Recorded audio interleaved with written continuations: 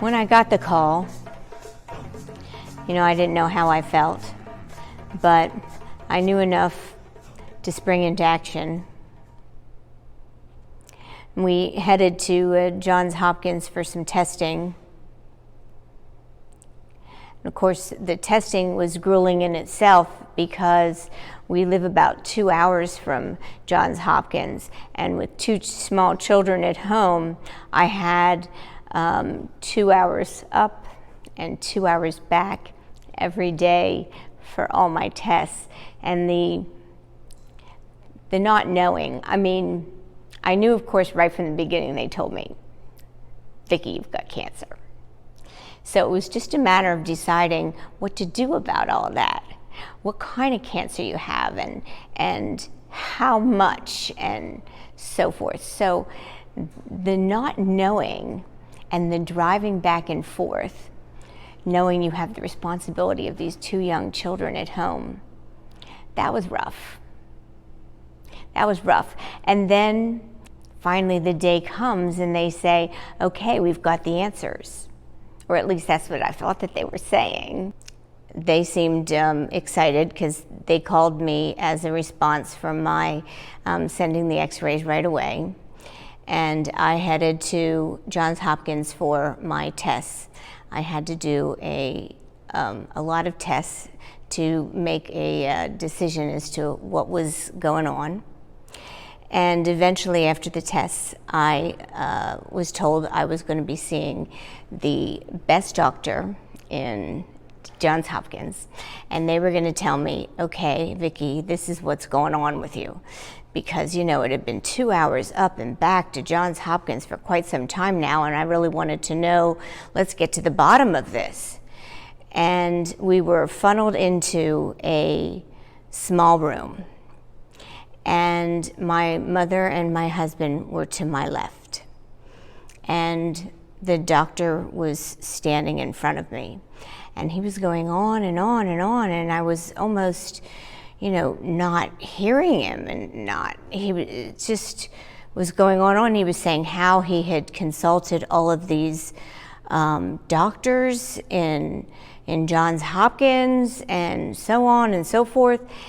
And then my eyes snapped to attention, because then he said, well, I've consulted all these doctors and we're all in agreement.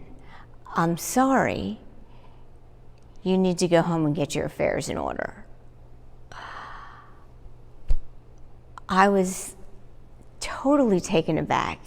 I had no clue that that's what he was going to say. The Viki that walked in the room that day, she died right then and there on the spot. And the Viki that you see before you today, I leapt up. I lunged across the room at the doctor, and I grabbed him by the neck. And I said, you say how you consulted all of these other doctors, but you didn't consult me. What about what I want? What about me? I'm going to be the one. I'm going to make it. I don't care what you cut off me. I don't care what you stick in me. I am going to make it. I'm a mom. I was so upset, and then I realized my hands were on somebody else, and I backed off. And the room was really quiet. And my mom and husband were just crying silently to my left.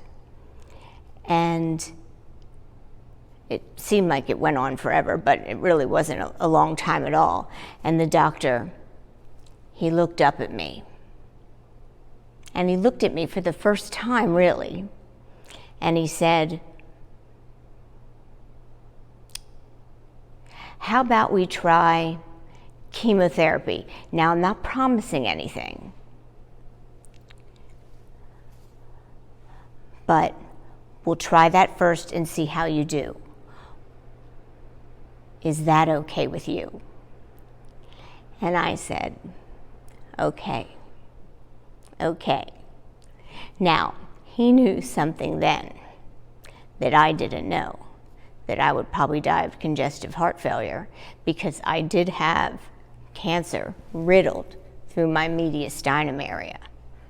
But he didn't know my tenacity, and he didn't know the love I had for my children. And I knew one thing that day. I might not have known a lot about cancer, but I knew one thing, and that was nobody, absolutely nobody, was going to raise those children except me. Nobody would raise those kids but me. I was a mother, and I was going to raise my children, and that alone I knew. Now, it's interesting because I was in Hopkins maybe about a day or so after that diagnosis, and I ran into the doctor that had done all those tests that I talked about, that I had gone back and forth. And you know, what was interesting is, now here's a doctor that I had built a rapport with, that I had seen for the past 2 months, and he and I had bonded. We had bonded over our children. Dell was the soccer star, and his daughter was the tennis star, and so we bonded on our children's likeness of their activities. And one of the things that we did bond on was the fact that my son was going to be bar mitzvahed in 2 years, and I was very excited about that, and his daughter was going to be bat mitzvahed in a year. So we had very much in common, and we talked about the upcoming bar and bat mitzvahs quite a bit during those months of tests. So when I ran into him, I knew that this was a familiar face now. So I said to him, am I going to make it to Dell's bar mitzvah? And he looked at me in the eye, and he said, no, you're not going to make it.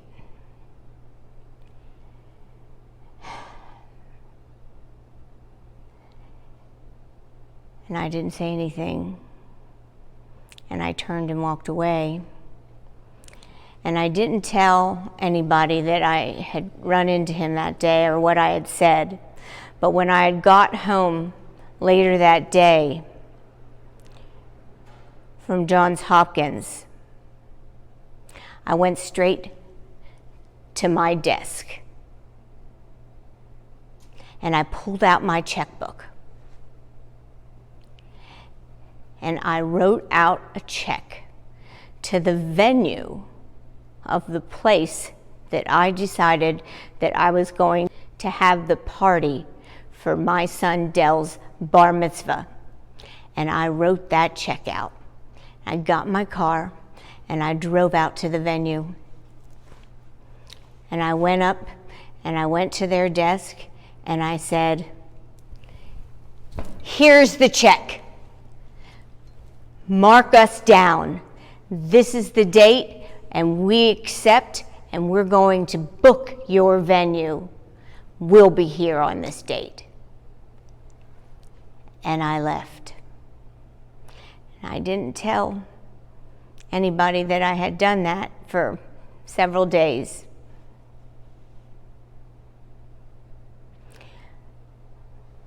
And I don't know why I did that.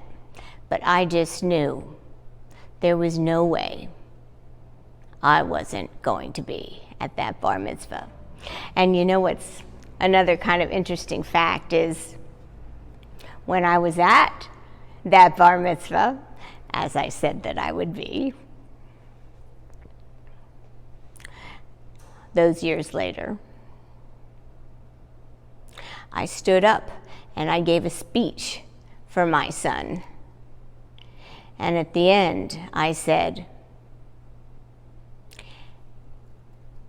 And next is my Isabella. And I look forward to seeing you all here in 3 years. Same place, same time for her bat mitzvah. And I didn't know then, I spoke with a lot of my close confidants, and they said, I could not believe that you did that. We could not believe that you stood up in front of all those people and swore to your daughter that you were going to be at her bat mitzvah. But I didn't think anything of it, because I knew that I would be there,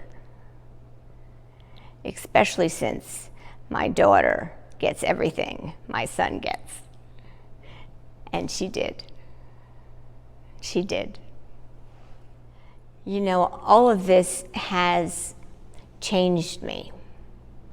It's changed my outlook on life. It's changed how I think. It's changed, I so appreciate the little things in life. That's what I tell people. People ask me, what is the most that you feel about how this all has brought to you, what this all has done for you? I think the most it's done is it's brought a great spirituality to my life. And I'm so grateful for all the calls and the giving and the kindnesses that I have received. And that I'm so thrilled that the old me would never have been open to that. And I am so open to all the spirituality and the movement and the people. And I love all of that. And I love having it in my life. I highly recommend it. I wish I would have brought it into my life sooner. I do appreciate the little things in life. And I do think that we should take the time to enjoy those things. But also, I made a promise to God. And this was that if I could raise my children, that I would help women. And so I needed to think how I was going to do that, because it was so important to me. And now my youngest, Isabella, she's leaving off for college, so I'm going to be an empty nester. And how can I keep this amazing gift?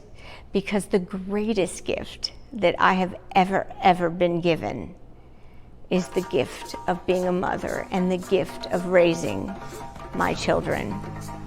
And I thank God for that every day. Every day.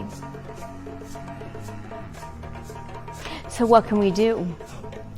I'm doing a couple things. I'm developing a cancer course, and it's my way of giving back.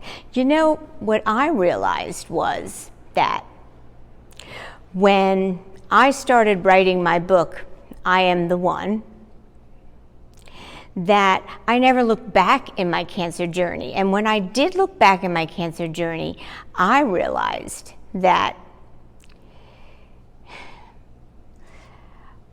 fighting cancer really wasn't my hardest task.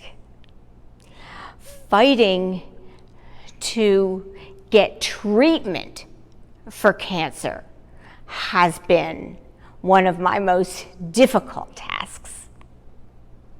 And so I've developed this course to help people with that very problem that I had, because I don't want anybody going into treatment weak.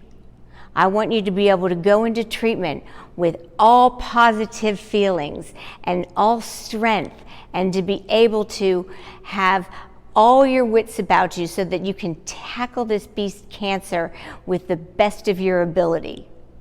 And hopefully some of the things that I'll teach you, you'll be able to do that, because I'm going to teach about getting around all the insurance issues that I had. I'm going to teach how do you tell your kids when you have cancer? I mean, who thinks to do that? These are not classes that are out there today. How do you find your doctor? And challenge that status quo so that you find the doctor that is best suited for you. I am always a proponent of following your own instincts, and that is something that we'll discuss in the course. The importance of being able to follow your own instincts and trust in yourself, and trust in the decisions that you're going to make so that you can tackle this beast, cancer. And I call my cancer course, There's More to Cancer Than the Diagnosis, because to me that makes the most sense, because that's what I learned. There was so much more than the diagnosis. And in learning those things, I have also decided that I would set up a movement. And I started a movement this year.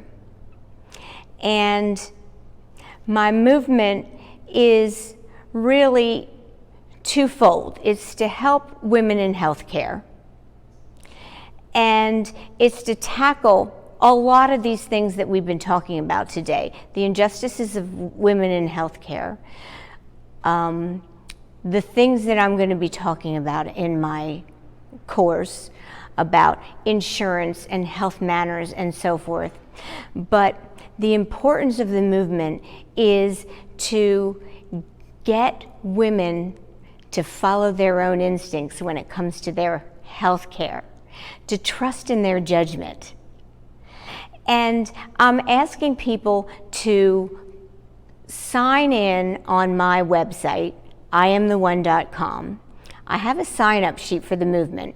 First of all, the movement is not a good name, so we need to call it a different name, and I'm going to have a contest on my website, and we're going to put out 3 different names that we think might be great names, and then we'll have you all vote on the names. So we need a good name for the movement.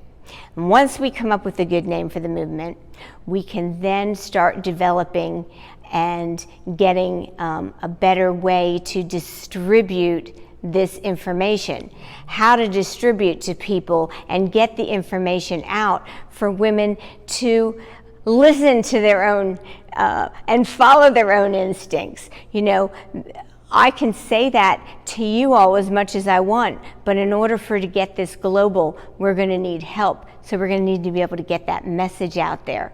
And the second part of the message to do to mirror the first would be have doctors listen first and diagnose second, because that is so important when you're in an exam room.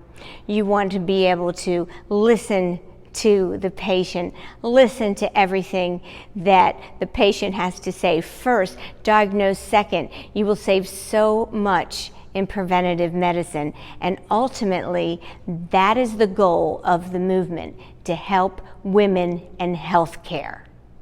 And so it's not fully developed, and I understand that, but that's the basis of the start of a good movement. We have an objective for women in healthcare. We have our objective, which is so simple, to follow our own instincts when it comes to our healthcare and to ask our doctors to listen more. So we have those objectives, and we need to come up with a name, and we need more help. So we can have a start. It's the creation of a beginning. And I hope that my story gives you an example of how one woman, one little 5-foot woman like myself, how I could be the only woman today with my aggressive form of cancer alive today. How is that? But it can be done. And together, if everybody just has a little bit of tenacity, go home and say you want to love your children just a little bit more. Go home and say, you saw this Viki Zarken, and you're going to do better at home. You want a better life for yourself, because I didn't struggle and I didn't get here for you not to. Go home and say, you're going to sign up for my movement. Go home and do something. Make a change. Because when I died and I was reborn, I take advantage of every day. So I'm asking, take advantage of your days, because time is short and we have a lot to do. And being happy, I think, is one of them. Thank you.